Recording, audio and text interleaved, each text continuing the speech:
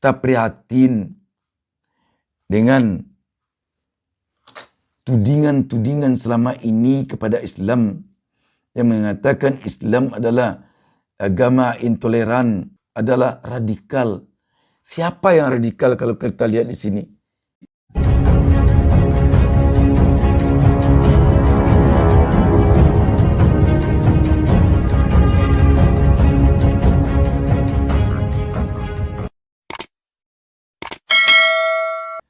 Assalamualaikum warahmatullahi wabarakatuh. Senang sekali kita dapat berjumpa kembali pada kesempatan ini. Saya Bustami Narda kembali mendoakan kepada Allah Subhanahu wa taala, Tuhan Yang Maha Esa. Semoga seluruh pemirsa selalu mendapatkan keberkahan hidup dari Allah Subhanahu wa taala dan semoga kita diberinya petunjuk ke jalan yang benar. Sahabat BN, lagi-lagi umat Islam di dunia dihebohkan oleh pembakaran kitab suci Al-Quran yang dilakukan oleh salah seorang anti-Islam di Swedia. Ini sungguh sangat menghebohkan dan sangat melukai hati umat Islam di seluruh dunia. Di tengah-tengah kita berupaya untuk bisa menjaga kerukunan umat beragama di dunia, khususnya di negara-negara Islam dan lebih khusus lagi di Indonesia, tiba-tiba terjadi penodaan agama yang demikian vulgar. Sebelum kita membahasnya lebih jauh, kita baca sebuah berita tentang hal ini.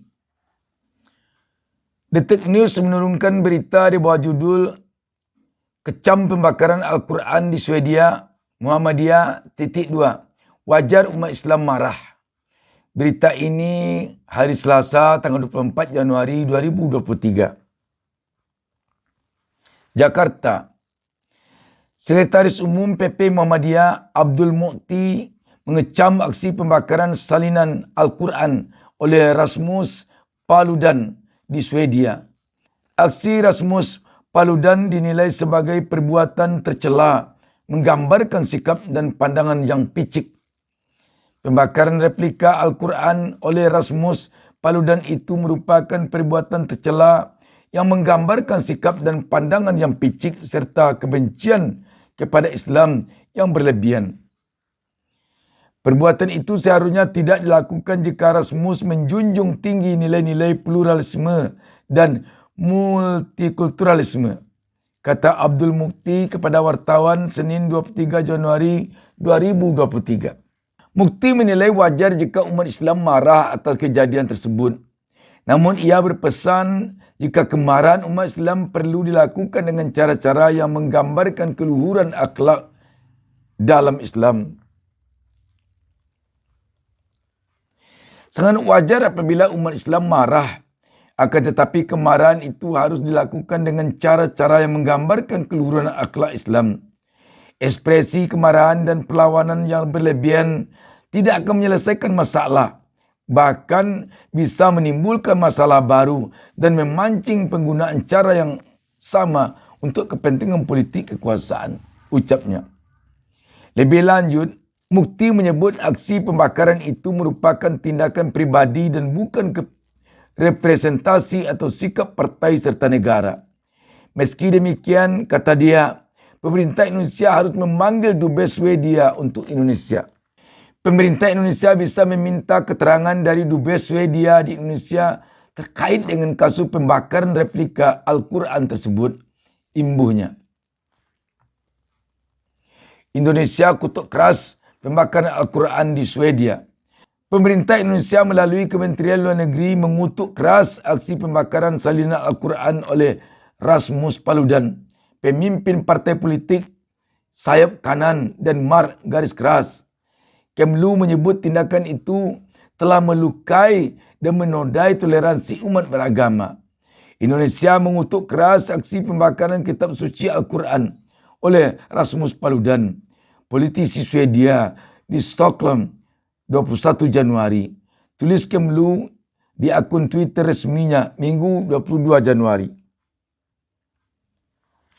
Kemlu menyebut kebebasan ekspresi harus dilakukan secara bertanggungjawab.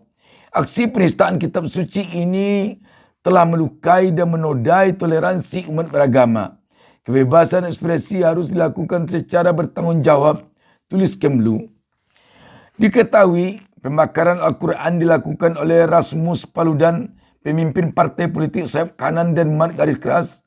Paludan yang juga berkewarganegaraan Swedia pernah menggelar sejumlah demonstrasi di masa lalu ketika dia membakar Al-Quran. Pembakaran Al-Quran itu terjadi saat demonstrasi anti-Turki dan upaya Swedia untuk bergabung dengan NATO yang terjadi di Stockholm. Paludan tidak dapat dihubungi melalui surat elektronik atau email untuk dimintai komentar. Dalam izin yang diperolehnya dari polisi, dikatakan protesnya dilakukan terhadap Islam dan apa yang disebut upaya Presiden Turki Tayyip Erdogan untuk mempengaruhi kebebasan ekspresi di Swedia. Beberapa negara Arab termasuk Arab Saudi, Yordania dan Kuwait mengecam pembakaran salinan Al-Quran. Arab Saudi menyerukan untuk menyebarkan nilai-nilai dialog, toleransi dan hidup berdampingan serta menolak kebencian dan ekstremisme, kata Kementerian Luar Negeri Saudi dalam sebuah pernyataan. Sahabat BN, jika kita perhatikan tindakan yang dilakukan oleh Paludan ini benar-benar tindakan yang di luar garis toleransi. Tindakan yang benar-benar mengancam kerukunan hidup beragama di dunia. Tindakan yang dilakukannya merupakan tindakan yang tidak bisa dicontoh oleh negara manapun, dan selaku ketua partai dia juga telah melakukan tindakan yang benar-benar tidak bisa dibenarkan untuk dicontoh oleh partai-partai yang ada di dunia. Sahabat BN, kalau kita perhatikan pernyataan dari Sekretaris Umum PP Muhammadiyah Abdul Mukti ini, tampak sekali upaya Islam untuk menjaga kerukunan umat beragama di dunia, terutama di Indonesia. Muhammadiyah telah tampak berupaya memperkecil persoalan ini dengan mengatakan bahwa ini dilakukan oleh Paludan secara pribadi. Padahal Paludan ini adalah ketua partai. Dengan demikian, kalau selama ini Islam dikatakan intoleran, di mana intoleran Islam kalau diperhatikan ini? Di mana? Harusnya pihak-pihak yang selama ini selalu mendiskreditkan Islam dengan mengatakan Islam adalah intoleran. Terbukti di sini toleransi umat Islam dengan berupaya mengatakan bahwa tindakan yang dilakukan oleh Paludan ini adalah tindakan pribadi. Padahal dia seorang ketua partai politik. Yang jelas misi yang dibawanya bukanlah misi pribadinya. Tetapi itulah Islam.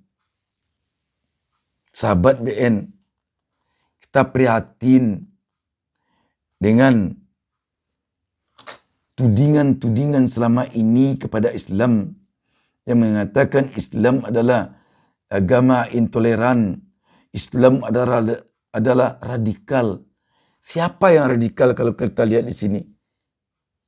Membakar kitab suci orang lain, apakah itu tidak radikal? Tetapi selama ini yang dicap radikal, yang dituding radikal adalah Islam. yang memilukan sekali khusus untuk Indonesia. Orang-orang yang berKTP Islam, di KTP-nya tertulis Islam.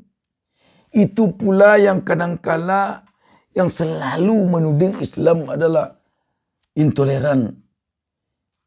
Islam adalah radikal. Padahal KTP-nya Islam. Dan di sinilah tampaknya selama ini bahwa upaya menghancurkan Islam dari dalam itu sangat besar sekali. Yang mengatakan Islam intoleran, yang mengatakan Islam radikal selama ini di Indonesia ini. Apakah ada bicara sekarang tentang hal ini? Tidak, dia diam. Dan bagi umat Islam khusus di Indonesia, tentu dapat ini dijadikan pelajaran bahwa kita umat Islam jangan terpancing oleh ucapan orang-orang yang dalam KTP-nya Islam, termasuk juga yang KTP-nya tidak Islam, yang menghembus-hembuskan isu Islam intoleran, menghembus-hembuskan isu Islam yang radikal. Ini perlu hendaknya ini kita camkan, jangan kita terpancing oleh orang-orang seperti ini. Dan orang-orang ini adalah musuhnya Islam. Orang-orang ini adalah musuhnya Indonesia malah. Karena dia tidak ingin Indonesia ini dalam keadaan damai. Dia tidak ingin di Indonesia ini tercipta kerukunan antar umat beragama dan antar umat seagama. Inilah orang ini. Dia benturkan antara agama Islam dengan agama yang lain dengan mengatakan Islam intoleran, Islam radikal. Selanjutnya, dia juga berupaya membenturkan antar sesama umat yang beragama Islam dengan membenturkan organisasi A ini organisasinya yang intoleran Islamnya ini. B yang toleran. Dengan demikian antara sesama umat beragama berantem. Inilah kerja orang ini. Ada dia yang bertopeng beragama Islam di KTP-nya dan dia seperti menguasai betul agama Islam. Dan dia tampil di layar-layar TV, di forum-forum diskusi. Orang ini kemungkinan besar dia ini agamanya Islam, tetapi diperalat oleh orang-orang yang di luar Islam yang membenci Islam. Atau mungkin juga dia orang yang berKTP Islam tidak beragama Islam.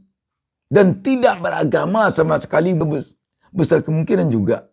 Sebab kalau orang yang beragama, dia tetap akan memegang teguh prinsip toleransi umat beragama. Mulai hari ini, di dalam bingkai kerukunan umat beragama, di dalam bingkai toleransi umat beragama, kita Indonesia adalah negara yang menjadi tumpuan utama bagi dunia untuk menjadikan Islam ini adalah agama dunia yang bermula pengembangannya dari Indonesia. Kenapa dikatakan demikian? Karena Indonesia merupakan negara yang pemeluk Islamnya terbanyak di dunia. Jauh melebihi jumlah umat Islam yang ada di negara-negara yang 100% Islam. Di negara-negara yang 99% penduduknya beragama Islam. Yang 100% beragama Islam, Mauritania, Maladewa, dan Arab Saudi. Penduduknya tidak sampai sebanyak penduduk Indonesia yang beragama Islam. Tidak sampai 200 jutaan. Menurut laporan The Royal Islamic Strategic Studies Center, RISCC, populasi Muslim di Indonesia untuk tahun 2022 telah mencapai 237,56 juta jiwa atau 86,7% dari seluruh penduduk Indonesia. Sedangkan menurut data Kementerian Dalam Negeri, jumlah penduduk Muslim Indonesia per 31 Desember 2021 sebanyak 237,53 juta jiwa atau 86,9% dari populasi penduduk Indonesia yang mencapai 273,32 juta orang. Sedangkan penduduk kedua terbanyak di Indonesia Kristen dengan 20,45 juta jiwa, Hindu 4,67 juta jiwa, Buddha 2,03 juta jiwa, Konghucu 73.635 jiwa. Aliran kepercayaan sebanyak 126.556 jiwa. Dengan demikian sahabat, memang pantas kita menjadi titik tumpu penyebaran agama Islam untuk seluruh dunia.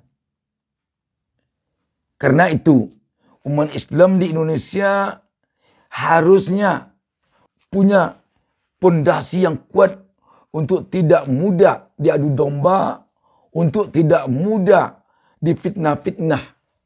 Baik antara kita sesama umat Islam maupun antara umat Islam dengan umat-umat beragama lain di Indonesia. Umat Islam di Indonesia harus bisa memperlihatkan kepada dunia bahwa dia merupakan umat yang bisa hidup berdampingan secara rukun dan damai dengan umat-umat beragama lain. Sehingga dengan demikian orang-orang yang bertopeng berKTP Islam ataupun orang-orang yang bertopeng beragama lain tetapi kerjanya mengadu domba umat Islam, kerjanya mengadu domba antara umat Islam dengan umat agama lain, tidak bisa masuk kalau umat Islam benar-benar bisa membentengi diri untuk menjaga kerukunan dengan umat agama lain dan untuk menjaga kerukunan antar sesama umat seagama. Kita sesungguhnya telah dapat berguru kepada masa lalu di negara kita. Di zaman penjajahan, senok akranya, seorang yang benar-benar kelihatannya dia itu adalah Islam, pakai jubah, lama tinggal di Mekah. Ketika dia ke Indonesia, dia seperti ulama besar, menguasai kitab suci Al-Quran, mendalami ilmu agama Islam, yang membuat tokoh-tokoh Islam di Indonesia berdecak kagum. Tetapi apa yang terjadi? Di dalamnya rupanya dia adalah punya misi menghancurkan Islam. Dan itu bukan tidak mungkin terjadi di era sekarang. Oleh orang-orang yang berlagak dia itu sebagai ulama, berlagak sebagai orang yang punya pengetahuan tentang Islam sangat dalam. Dan juga misinya bagaimana ormas-ormas tertentu berbenturan dengan pemerintah.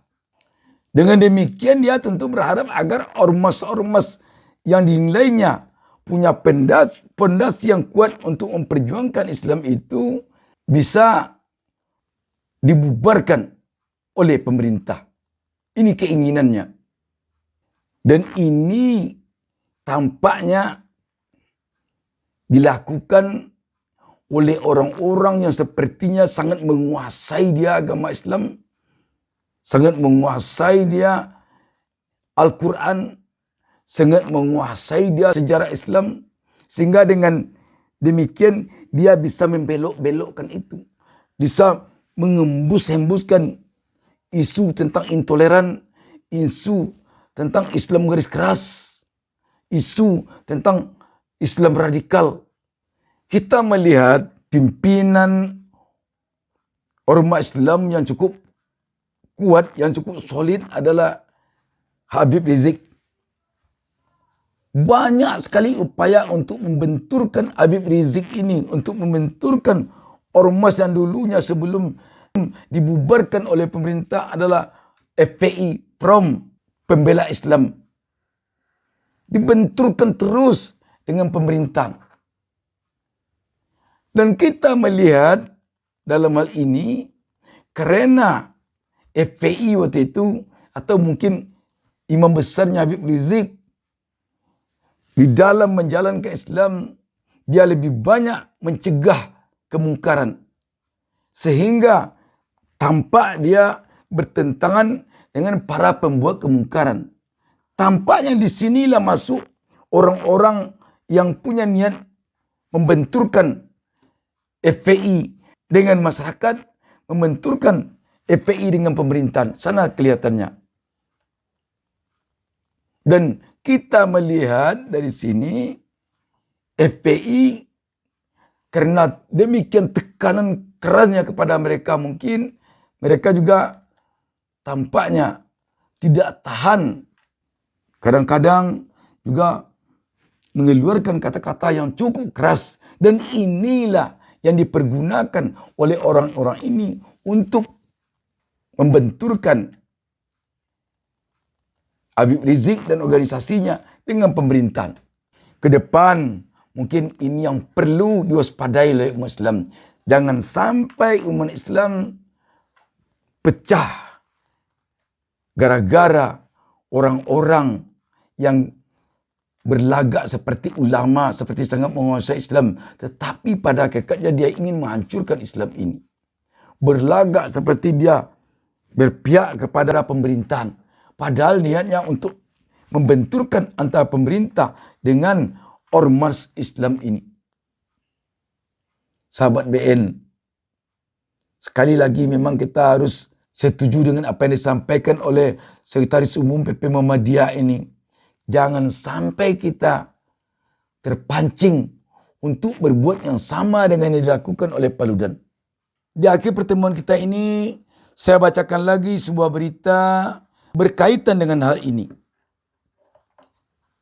Wartaekonomi.co.id menurunkan berita di bawah judul Menantu Habib Rizik .2 ini mengobarkan perang dengan Islam. Berita ini hari Rabu ini 25 Januari 2023. Warta Ekonomi Jakarta.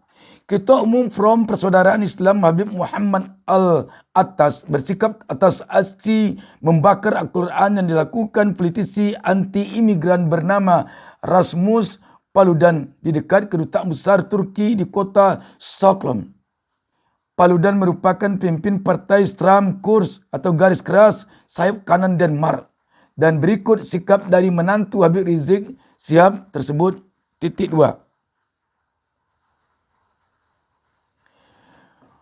Sehubungan dengan terjadinya perbuatan biadab yang dilakukan oleh pemimpin partai sayap kanan Denmark Stram Kurs bernama Rasmus Paludan, yang telah dengan keji melakukan pembakaran kitab suci Al-Quran di Stockholm, Swedia pada Sabtu 21 Januari 2023, maka kami Dewan Pimpinan Pusat Front Persaudaraan Islam menyatakan 2. 1. Mengutuk dan mengecam keras tindakan biadab dan keji tersebut. 2. Mengecam dan mengutuk pemerintah Swedia yang telah secara nyata melindungi dan memfasilitasi aksi pembakaran kitab suci Al-Quran lewat kepolisian Swedia yang menjaga aksi pembakaran Al-Quran. 3. Karena ini sudah berulang kali terjadi di Eropah, maka kami juga mengecam keras sikap negara-negara Barat dan Eropah termasuk yang selama ini bersikap standar ganda, yakni selalu melindungi gerakan Islamofobia atas nama kebebasan berekspresi, akan tetapi bersikap represif dan secara tidak adil membatasi ruang gerak dan ekspresi umat Islam seperti pelarangan cadar dan lain sebagainya dengan dalih kesamaan, equality dan HAM serta kebijakan publik, namun sesungguhnya merekalah pelanggar HAM yang sebenarnya dan juga jelas menegaskan kebijakan publik mereka yang diskriminatif dan penuh kebencian terhadap Islam. 4. menuntut pemerintah Indonesia yang selalu membanggakan diri sebagai negara Muslim mayoritas dan negara Pancasila yang sila pertamanya ketuhanan Yang Maha Esa melakukan tindakan politik nyata terhadap aksi biadab dan keji pembakaran kitab suci Al-Quran yang terjadi di Swedia dengan memanggil duta besar negara Swedia dan Denmark serta meminta penjelasan dan harus memulangkan mereka dari bumi Indonesia serta memutus hubungan diplomatik dengan Swedia dan Denmark. 5. Menuntut negara-negara yang tergabung dalam organisasi kerjasama Islam untuk mengambil tindakan politik tegas dan nyata dalam memprotes aksi pembakaran Al-Quran di Swedia oleh makhluk dari Denmark tersebut, antara lain dengan memutus hubungan diplomatik dengan Swedia dan Denmark serta juga menegaskan dengan kompak bahawa ini merupakan tindakan provokatif nyata dan mengobarkan perang dengan Islam. 6. Menyerukan kepada umat Islam agar bereaksi keras dan tegas serta bersatu melalui pemerintah yang sah serta melalui kanal-kanal resmi untuk mengambil tindakan nyata, memprotes dan mengutuk tindakan biadab, intoleran dan memancing permusuhan nyata serta mengobarkan peperangan yang dilakukan terhadap Al-Quran tersebut dan menjadikan momentum ini sebagai momentum persatuan umat Islam di seluruh dunia. Demikian pernyataan sikap ini dibuat, semoga Allah Subhanahu Wa Taala menghancurkan musuh-musuhnya dan agamanya. Jadi memang tampak di sini sahabat, pihak-pihak atau kelompok kecil atau orang-orang yang menghembus-hembuskan intoleran tadi, jangan sampai kita terpancing lagi oleh orang itu. Dia sekarang sedang mencari-cari ini dari mana jalannya untuk bisa menghembuskan lagi intoleran. Demikian, wassalamualaikum warahmatullahi wabarakatuh. Jangan lupa subscribe.